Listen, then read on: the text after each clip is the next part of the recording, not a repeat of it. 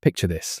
You've got £10,000 sitting in your current account, doing absolutely nothing, and you're staring at two doors. Behind the first door is your offset mortgage.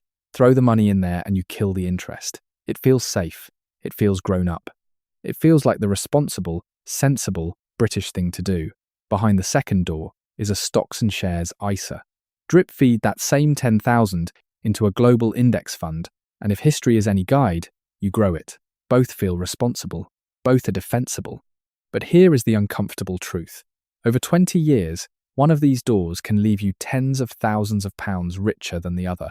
And most people pick the wrong one, for a very human reason we'll get to at the end. So let's settle it properly. First, the offset. Here is the bit almost everyone gets wrong. An offset mortgage does not earn you interest. It stops interest. Say you owe £200,000 and you park £10,000 in the linked savings pot. The lender now only charges you interest on £190,000. Your £10,000 isn't growing in the traditional sense. It's cancelling. And, crucially, you can still get to it. Offset money stays accessible, unlike an overpayment you've thrown at the mortgage and can never see again. Now, why does a chartered financial planner get genuinely excited about this? One word: tax. When you earn interest in a normal savings account, HMRC wants its cut. When you collect a dividend, HMRC wants its cut. But when you save interest, when you simply stop a cost from happening, there is no income at all. And if there is no income, there is nothing for HMRC to tax. That saving is completely, gloriously tax-free. No self-assessment, no allowance to worry about, nothing. This is where it gets clever. Let's use a typical 2026 mortgage rate of 5%. If your offset saves you 5%, entirely tax-free, what would you need to earn in a normal, taxable investment just to match it? For a higher rate taxpayer paying 40%, the math is brutal. To keep 5% in your pocket after tax, you'd have to earn 8.3% before tax. And for an additional rate taxpayer on 45%, you'd need north of 9%. Read that again. A boring 5% mortgage saving is quietly doing the same work as an 8.3% investment return, guaranteed. No volatility. No sleepless nights. That is a remarkably high bar, and it is exactly why the offset is not the safe but stupid option people assume it is. So why on earth would anyone invest instead? 2 letters and a wrapper. Enter the stocks and shares ISA.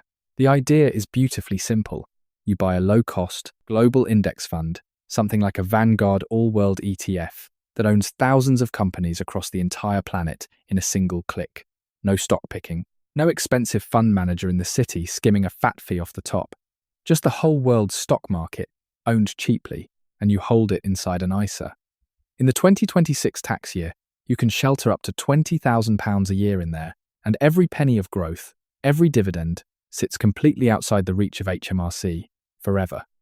And this matters more today than it did even a couple of years ago. From 2027, the Chancellor is cutting the cash ISA limit to £12,000 for the under 65s, a deliberate nudge to push Britain out of cash and into investing.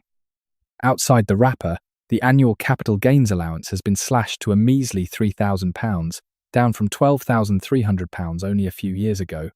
And from April 2026, tax on savings and dividends went up. The tax net is tightening from every side. The ISA is the escape hatch, and a SIP, your self-invested personal pension, does a similar job for money you can lock away until later life. So here is the real fight. In the offset corner, a guaranteed 5%, tax-free. In the market corner, the long-run return of global shares. Historically, a broad index like the FTSE All-Share or the S&P 500 has delivered somewhere between 7 and 10% a year over the long haul. That is the reward you get for putting up with the ride. Economists call it the equity risk premium. The extra return the market pays you for the sheer discomfort of holding through the bad times. It is not guaranteed. It lurches. It panics. But across decades, the trend has pointed relentlessly upward. So it's guaranteed 5 versus variable 10. And that gap, that stubborn difference, is where the magic or the heartbreak actually happens.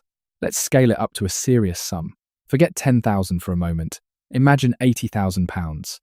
A bonus, an inheritance, or 15 years of quiet, diligent saving, and give it 20 years to work. Option 1. £80,000 into the offset at 5%. That guaranteed tax-free compounding turns your 80,000 into roughly £212,000 of value. Rock solid, never a wobble. Option 2, £80,000 into the ISA. At a steady 8%, that same 80,000 grows to about £373,000. And if the market delivers its more optimistic 10%, you are looking at £538,000. Now sit with that compounding gap. At 8%, the investor finishes roughly £161,000 ahead of the offset saver. At 10%, more than £326,000 ahead. Same money, same 20 years. A completely different retirement. On paper, the market wins in a landslide, so why doesn't everyone simply do it? Because paper is not where you live. This is the sleep at night test, and it is the single factor the spreadsheets always ignore. That ISA balance does not climb in a tidy, reassuring line. In a proper crash, the global financial crisis, or the brutal sell-off of 2022, a global fund can drop 20% in a matter of weeks. Imagine watching your £80,000 shrink to £64,000 while every headline screams panic and your neighbours are selling. Most people do not calmly hold on. They sell at the very bottom, crystallise the loss, and swear off investing for the rest of their lives. That behaviour gap, buying high, selling low, quietly destroys more wealth than any market ever has. The offset feels different because it genuinely is different. Your saving is structural. It has no share price. It cannot fall 20% because the market had a bad Tuesday. It just quietly, boringly works, immune to headlines, immune to human panic. And that emotional durability has real financial value because a mediocre strategy you actually stick with will always beat a brilliant one you abandon at the worst possible moment. So here is the grown-up answer that the best planners in the home counties actually use. You do not have to pick one door. You sequence them. Call it the end-of-term strategy or debt recycling. Phase 1. Attack the mortgage. Use the offset, overpay where you can, drive that balance down, and buy yourself certainty and a lower monthly cost of living. Phase 2. Once the mortgage is gone, or once rates fall far enough that the guaranteed saving no longer beats the market, you pivot completely. Every single pound that used to disappear into repayments now floods automatically into your ISA and your SIP. You claim the psychological win first, a home that is genuinely yours, and then you unleash the compounding machine of the market with all that freed up cash flow, certainty, then growth. In that exact order, which brings us to the real mistake, and it is not choosing the offset over the ISA or the ISA over the offset. Both of those are winning moves.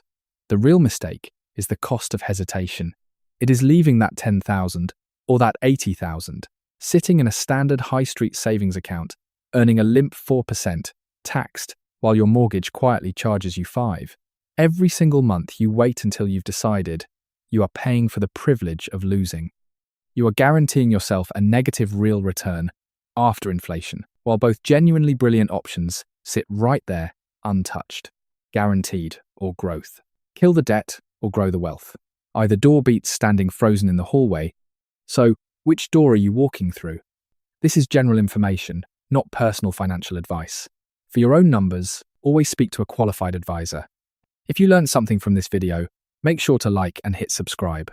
See you in the next one.